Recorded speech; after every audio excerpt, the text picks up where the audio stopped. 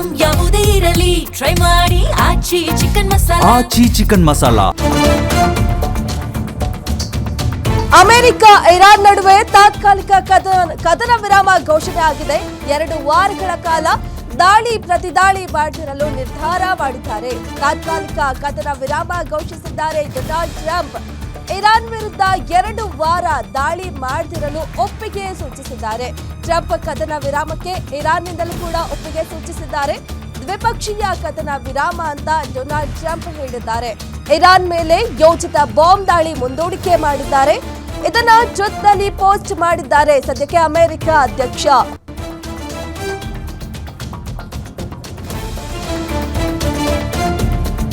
America Iran ಮಧ್ಯೆ ತಾತ್ಕಾಲಿಕವಾಗಿ ಕದನ ವಿರಾಮ ಘೋಷಣೆ ಆಗಿದೆ. ಇದೀಗ 2 ವಾರಗಳ ಕಾಲ ದಾಳಿ ಮತ್ತೆ ಪ್ರತಿದಾಳಿಯನ್ನ ಮಾಡದೇ ಇರಲು ನಿರ್ಧಾರ ಮಾಡಿದ್ದಾರೆ.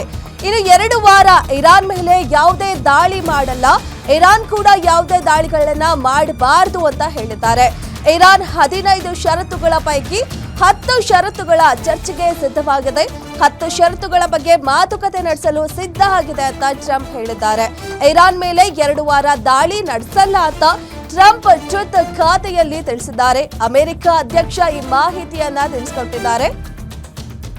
ಏನು ಇರಾನ್ ಇಸ್ರೇಲ್ ವಾರ್ ಶುರುವಾಗಿ ಅಮೆರಿಕ ಇರಾನ್ ಇಸ್ರೇಲ್ ವಾರ್ ಶುರುವಾಗಿ 39 ದಿನ ಆಗಿತ್ತು. ದಿನದಿಂದ ದಿನಕ್ಕೆ ವಾರ್ ಹೆಚ್ಚಾಗ್ತಾನೆ ಇತ್ತು.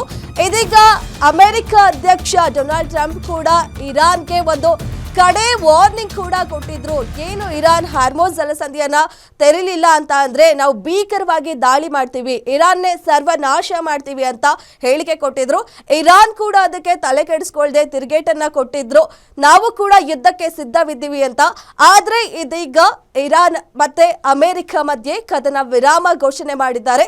2 ವಾರಗಳ ಕಾಲ ದಾಳಿ ಪ್ರತಿದಾಳಿ ಮಾಡಬಾರ್ದು, ಮಾತುಕತೆ ಮಾಡ್ಕೊಂಡು ಈಗ ಕದನ ವಿರಾಮವನ್ನ ಘೋಷಣೆ ಮಾಡಿದ್ದಾರೆ.